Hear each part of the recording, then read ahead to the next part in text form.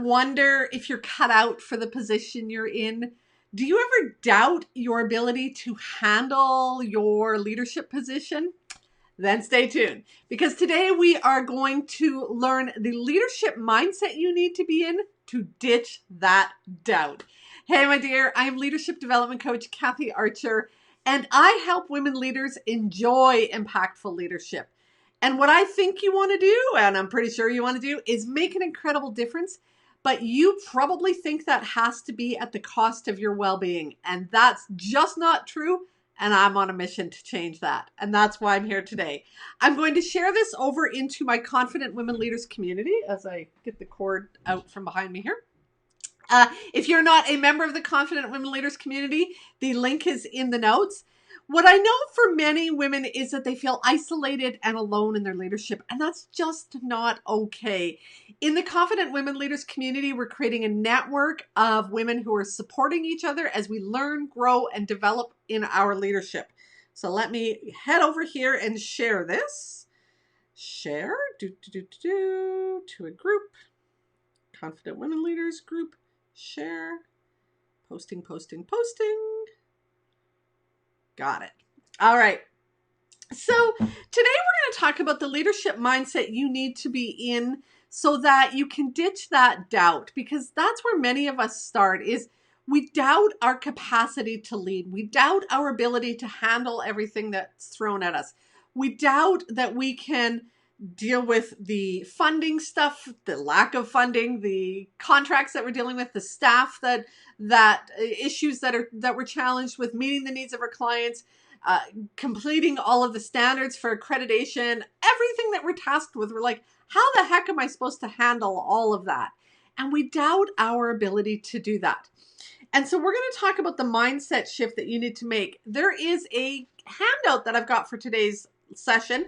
And again, the link is in the notes, and it's about changing your mind chatter. So I just wanted to make sure I highlighted that before I get going and forget to tell you that it's there. It's going to help you shift to this mindset that we are going to talk about today. So where you might be is the same place that I was years ago, and that I still am at in many ways in different times of my world today. Just let me move my mouse. There we go. And that is a place of imposter syndrome. Imposter syndrome is that belief that, let me actually read the definition, because there's 3 parts, and I think this is really critical to look at all 3 parts. It's the inability to believe. So inability to believe. Believe is in your head. Inability to believe that your success is deserved, okay?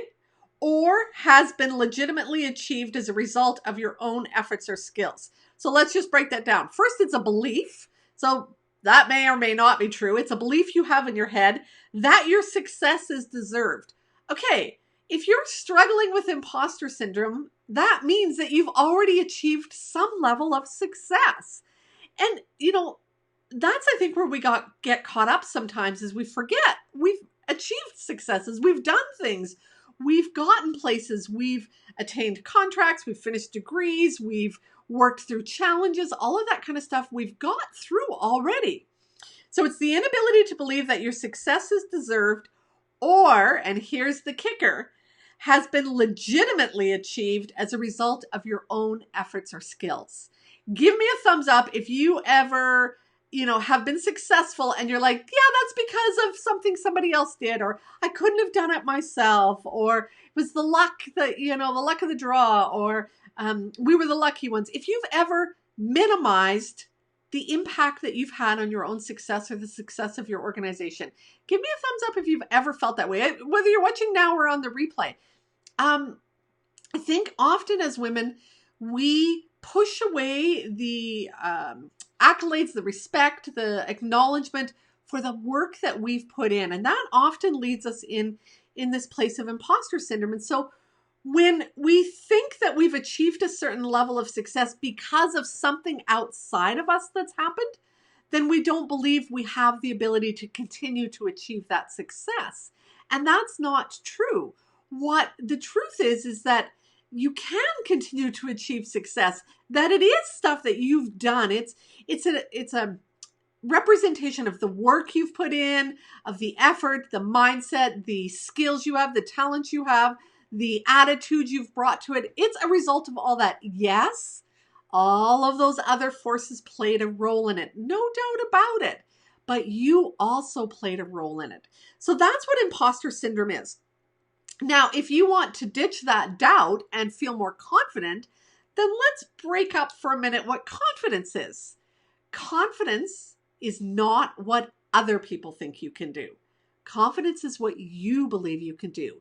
It's faith or trust. It's a belief in your head about what you're capable of, what your potential is, what you can learn, grow, and develop into. But it is a belief you have about you. It's not what your board chair, your mother, your spouse, your kids, your employees, it's not what anybody else thinks you can do. Confidence is what you believe you can do. I was talking to a client the other day, and I was trying to explain this to her, and she's a runner, and she does some crazy kind of runs that I would never attempt.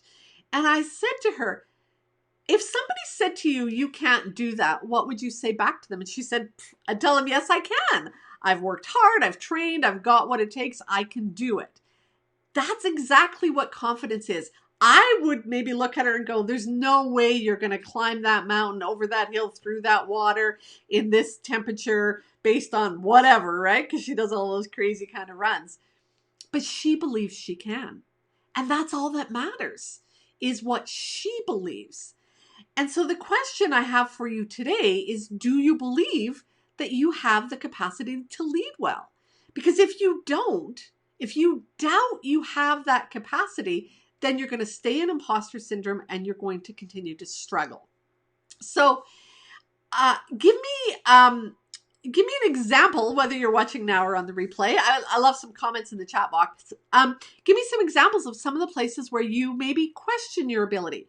So let's think about this. It might be things like, I don't think I can handle conflict. I'm not good at reading financial reports. I'm not good at writing proposals. I'm not good at asking for money. I have never been able to think strategically. Those kinds of things. Well, if you look at your mindset, and again, your mindset is your belief, your assumption, your opinion. It's the way you see things. It's sort of the lens or the filter you see the world showing up in front of you through. So rose-colored glasses, that's a mindset. And we often think of the word mindset, we have a set point. I believe I can be this successful, but no more. That's that glass ceiling that we talk about for women leaders. I can get to here, but that's my set point. That's a belief I have in my head that that's as high as I can go. And when I hit that part or that point, I stop. And that belief is made up of a whole bunch of things like, well, I can't travel as much because I have kids, or I don't have the experience other people do, or I'm not as smart as them. I don't have the same training as them. I haven't been in the field as long as them. I'm not good at fill in the blank. All of those things keep your mind set at that point. And that's called a fixed mindset. And when you have a fixed mindset, you believe that your skills, your talents are basically kind of static, that they're set, that they're fixed for life. You'll only be this smart at math. You'll only ever be this creative. You will only ever be able to speak in public, just barely enough to get your words out. And you believe that that's as far as you can go. That fixed mindset is not going to help you lead well, and it's not going to help you feel confident in your leadership. It's going to keep you stuck in imposter syndrome, and it's going to impact your ability to enjoy your leadership experience. Remember at the beginning, I said I help women leaders enjoy impactful leadership. Leadership shouldn't be a constant painful experience. You shouldn't be always dragged down, exhausted, overwhelmed, burnt out. That's not the way you should be experiencing leadership. I know that that's the way most women experience leadership, but that is not the way it has to be. And again, it's because we have this belief that that's the way it has to be. And we have to change that belief. We have to shift the way we're thinking. We have to see things from a different perspective. We need to come up with a different viewpoint about how we're experiencing leadership, how we're growing in leadership, how we're impacting others in leadership, and about the sector. I mean, the sector has this reputation for burning its leaders out. I was reading a study today from, I think it wasn't Peel Leadership. I was reading a bunch of different ones. Maybe it was Ontario's Women's Network that did a study last year on EDs in leadership. And I think it's something like 89% of leaders, EDs, feel like they have burnt out or burning out now. That's nuts. That should not be happening. Like, you cannot lead well when you're burnt out. And so if we're going to create the impact we desire in our organizations, which, come on, think about the work we're doing in our nonprofits in Canada. There's some tremendous programs, work with clients, heartfelt impact that we can make, significant changes into things like elder care, homelessness. Oh my goodness, my mind is just going blank. But you guys know all of this. You can't do that when you're exhausted and burned out. You can't do that when you're disliking your job on a day-to-day basis. You need to change that. If you don't feel confident, if you feel exhausted, overwhelmed, you need to go, okay, wait a minute. What else can I think about myself, about the sector, about my role? What else can I do to change the experience I'm having? And what do I need to believe about myself, about the world around me to have that happen? And when you start to think that way, you shift from that fixed mindset. I don't believe anything's ever going to change. I don't believe I'm ever going to learn or grow.